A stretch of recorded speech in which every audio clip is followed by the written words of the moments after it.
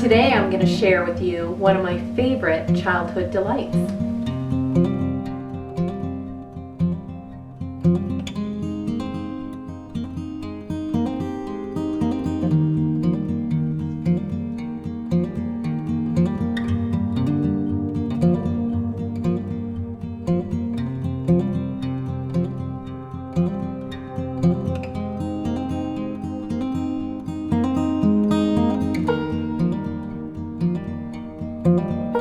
So we're going to be making Ploy today. Have you ever heard of Ploy? Well, it's a French-Canadian treat, and my mom is Canadian, so I grew up eating these and they are wonderful. I don't know if it's something that many people in the South have heard of. Or up here, they're pretty popular for the most part. Some people still don't know what they are. I introduced my husband to them and he loves them. And our kids love them. They were a huge hit as a snack for them going to school while they were growing up. They're just a great treat. So you can make them from scratch, and I'm going to leave the recipe for them made from scratch in my channel box because that's how my mom always did it. But today there's a family that they make the Ploy and they sell it in all prepackaged, ready to, the mix is already mixed up, so it saves a few steps. It's not expensive, and it's the Bouchard Family Farms. You can actually look them up. I'll leave their website below. They have been doing this for a really long time. These are so good, and I just know you're gonna love them, so you have to try them. And the reason why I'm leaving the scratch made recipe in my channel box is because I don't know how many places sell this. I mean, it's common up here where I live, but I'm right on the Canadian border. So you can go online and order from the company, direct from the company, but I figure buckwheat flour is readily available in most stores, so that's something that you can buy, and you can make them from scratch. They're really simple to make. So, or if you choose, you can buy them. But I thought I'd make it a little easier for you if you didn't want to go online and purchase the packaged one. Okay, so first thing we're going to do is we're going to mix up our Ploy. So to mix this up, we need 1 cup of the mix. These are not quite a pancake, but not quite a crepe. And I'm not a fan of crepes, so I'm glad it's not quite a crepe. I like pancakes okay, but I love these. Alright, now I'm going to add my water. This is 1 1/3 cups of cold water. So you want it nice and cold. And I'm just going to mix this up. Let me get you a little closer so you can see what I'm doing. Trying not to shadow the camera too much. It's going to try to clump up on you. Ideally, I should be using a whisk. Let me go get a whisk.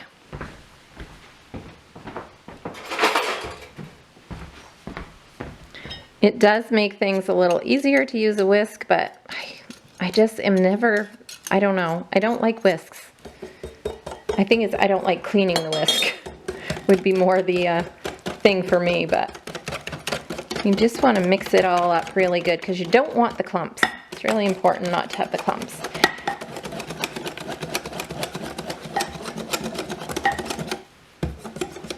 I think that's pretty mixed up. It looks good. It's really smooth. Okay, so now we're going to let this sit for about 5 minutes, and it's going to expand. Not a lot. You may not even notice, but it will expand.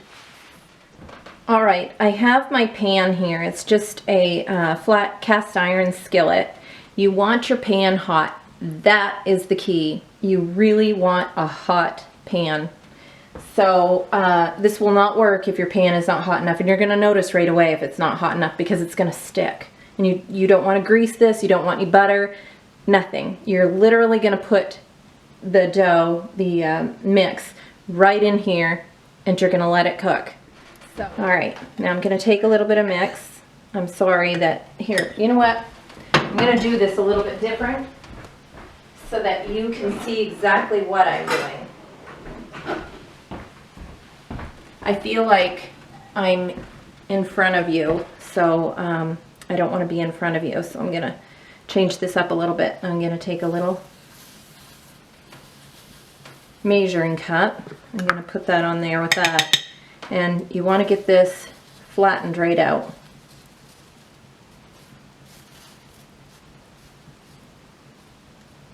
I'm not real great at getting it round, but you get the picture. Okay, you see all those bubbles on there? It's gonna bubble up like that. And you're just gonna watch this just transform because it's gonna cook. See here, it's already starting to cook. You're just gonna let it cook. We're not gonna flip it. And I think that's where most people get a little nervous. They're thinking, oh my word, we are not flipping, I need to flip this. But you do not flip these. They're cooked on one side only. And it's tough, but I know my husband was like, we can't, we've got to flip it. It needs to be flipped. You don't flip it, you just let it cook. And this is going to tell you if your heat's too hot too, because you're going to know if it gets too brown on the other side. And if it is, well, on the cook stove, we're just going to move it a little further to the right and try it again, because we don't have a dial to turn it down. So you see all that starting to cook now? It's all cooked through here. Still a little bit light in these areas. So that's just telling you that it's still not quite done enough. So we just need to be patient. These are a lot of fun. It's a treat that you are absolutely going to love. I mean, I can't say enough about them. I know I love them. Okay. Look at that. I'm gonna put those up in the warming oven and move on to the next one.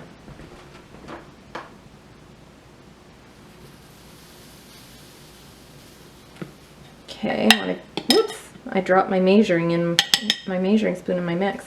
Okay, I'm gonna try to get this as thin as I can. It'll puff up as it's cooking a little bit, so it's not like a crepe, and it's not, you know, you don't want it so thin. It's gonna be like a crepe. A little bit thicker than that. And we're just gonna watch this one cook. I will tell you that there is a lot of different things that you can use these for. I mean, you can eat them just as they are, like literally just eat them as they are, because, you know, look at this. Oh my goodness, there's a piece that fell off. You just have to eat it. But they just pull apart. Oh my gosh, they're so good. They're good. They're not doughy. I guess you would describe them as a thin pancake. That's the best I can describe them as. You can eat them like a pancake.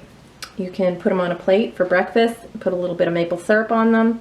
You can put some butter and a little bit of brown sugar and cinnamon. You can use them at a meal in place of your bread or a biscuit. You can use them for sandwiches. Look how easy this comes up. That one's done. Ready for another one.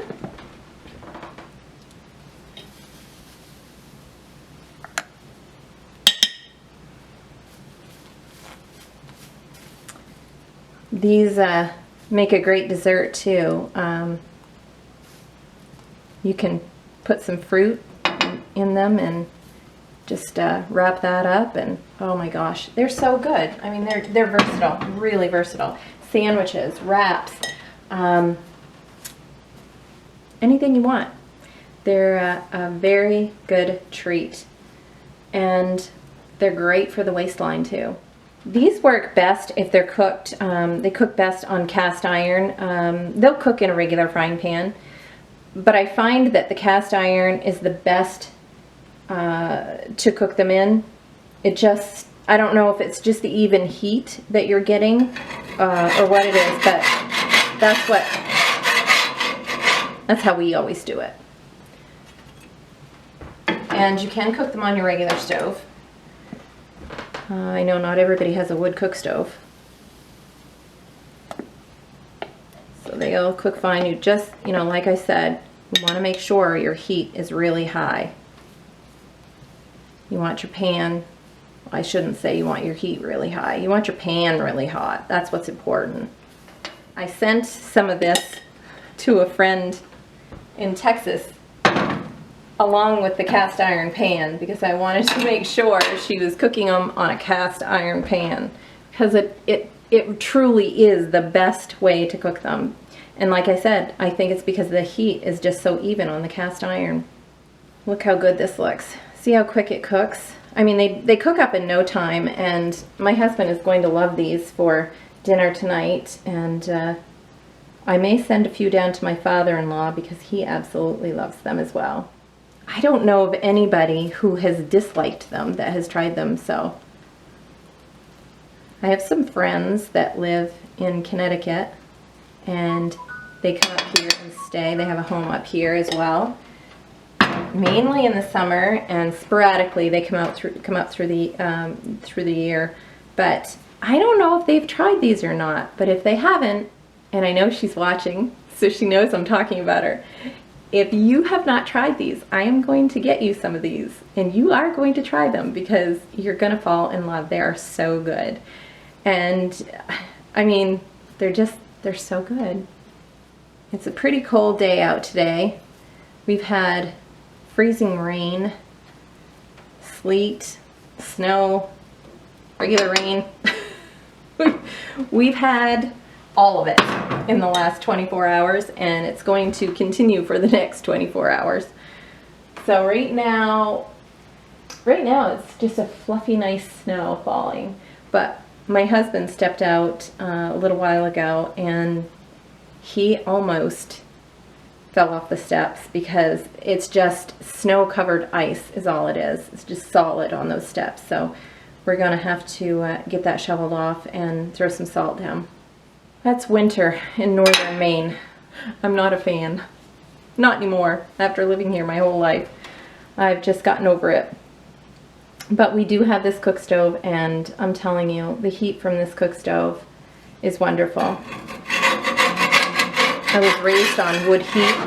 My husband was raised on wood heat. So it's a hard heat to compete with because once you've had it, you don't want to trade it for anything else.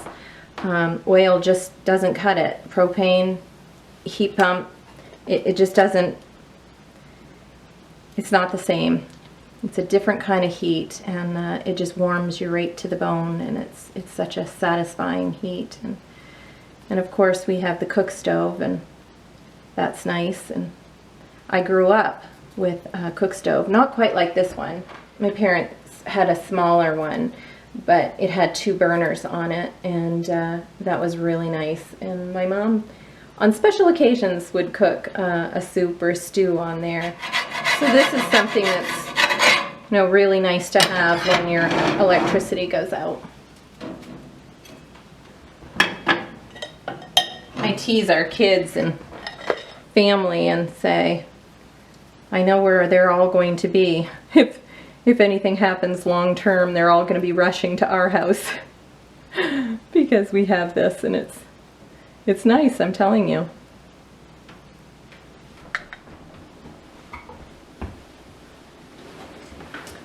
All right, so let's have a little history lesson here. Okay, so Ploy, P-L-O-Y-E-S, that's how you spell it. So, Bouchard Family Farms. This is what it says on their website. And they also have a French-Canadian cookbook. They call it French Acadian. It says here, for generations, the Bouchard family has been milling a unique light buckwheat flour in order to prepare ploy, a recipe based on the one created in the French Acadian exiles who settled in northern Maine. Ploy are elegant as a fine crepe, but as hearty as a breakfast pancake and as versatile as any bread, which is so true. From appetizers to main course to desserts and snacks, they keep finding ways to make meals interesting. We invite you to try a product rich in taste and history. C'est magnifique. Bouchard Family Farm Ploy Mix, the first ever original French Acadian buckwheat pancake mix that's farm produced in northern Maine since 1983. So yeah, they've been doing these for a long time, and they're really easy to do. I'm going to leave a link to this. If you want to buy some, you can buy some through here. But I will tell you, they are fat-free, cholesterol-free, lactose-free, and sugar-free. So, I mean, why wouldn't you want to try it? They're high in nutrition, they're low in calories. As a matter of fact, one ploy has less calories than a slice of bread. As pancakes, crepes, dumplings filled with fruit, rolled up, or just plain buttered, ploy can be eaten with any meal, anytime. It's high in complex carbs, potassium, phosphorus, iron, calcium, protein, and fiber. It contains twice the amount of B vitamins as wheat flour. So yeah, they're really good for you. So that means you should try them. I think my favorite way to eat ploy is probably with applesauce on it. I love applesauce, and I love ploy, and the two go very well together.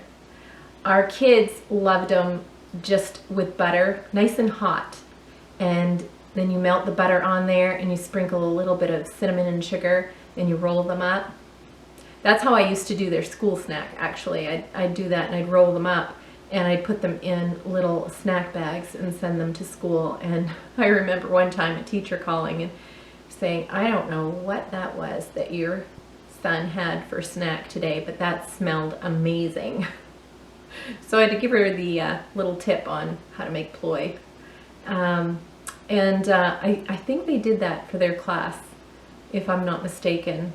We made ploy for their class, so it was a lot of fun. The kids got to try it, and they all liked it. I mean, it's just something that, I don't know, as far as taste, I don't know if it really has much of a taste. I mean, there's no specific taste to it. It's just like bread. It would be like asking somebody, what does bread taste like? It's just got a bread taste to it, I guess, but a lot healthier for you. So I just want to say, if you enjoyed this video, leave it a thumbs up and subscribe. You can subscribe. There's a little red square in the corner. It says subscribe. Just click on that and subscribe to my channel. It's free. It doesn't cost anything. Subscribing doesn't get you extra mail. It doesn't. There's no hook. And please share my videos with your friends on Facebook, on Instagram. I'd love it if you did. It helps me a great amount. So just wanted to say thank you. Thank you for joining me here at Mimi's Pantry.